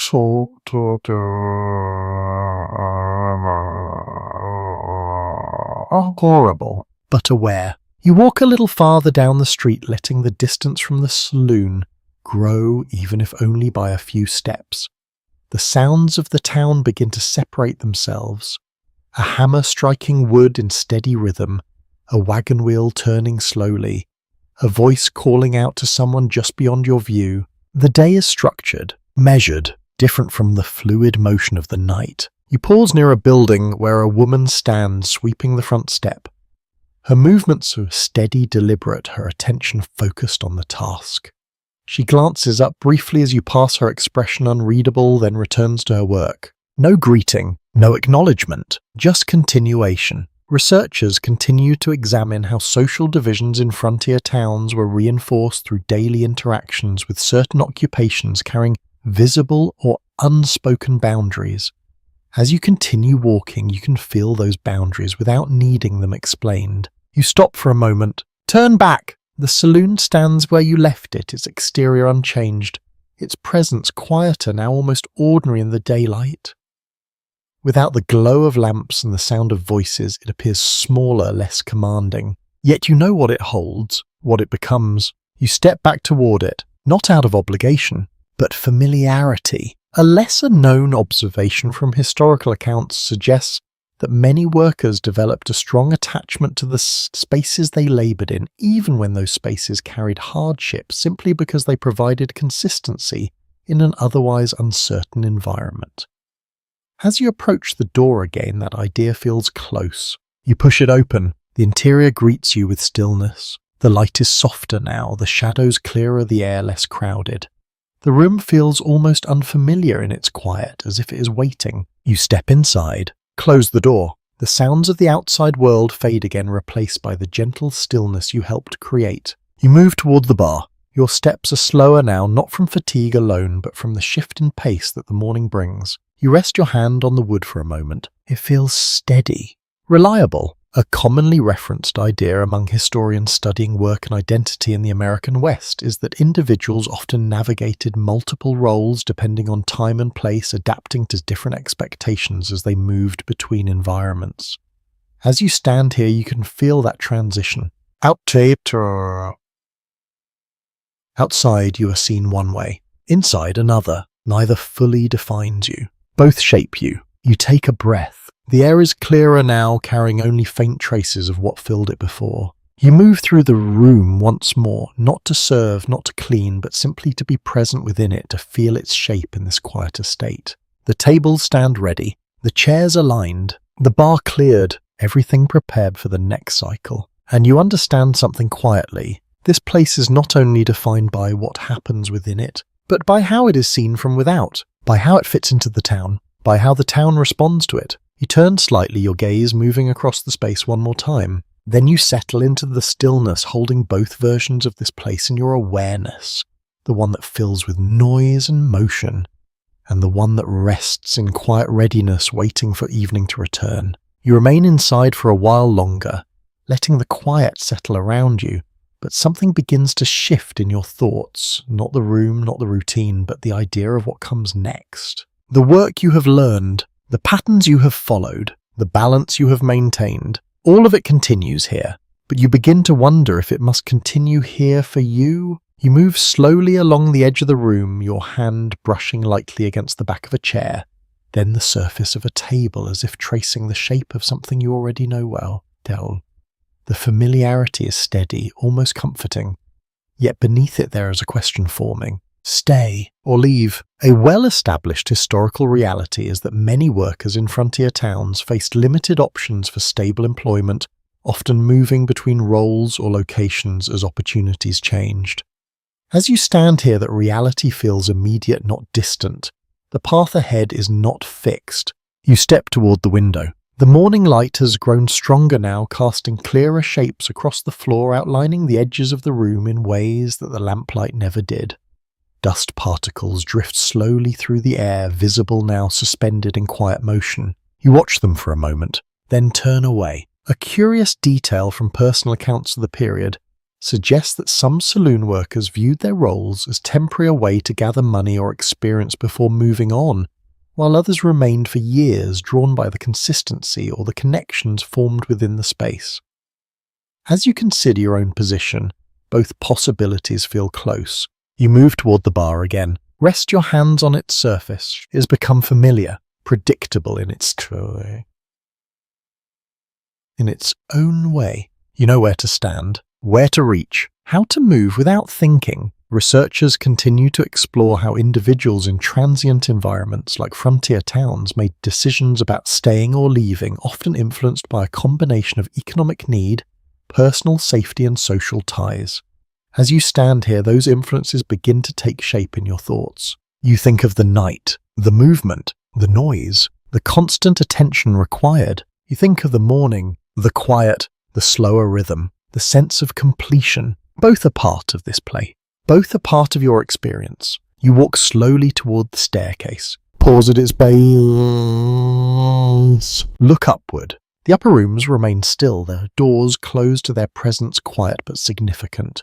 You have moved through those spaces.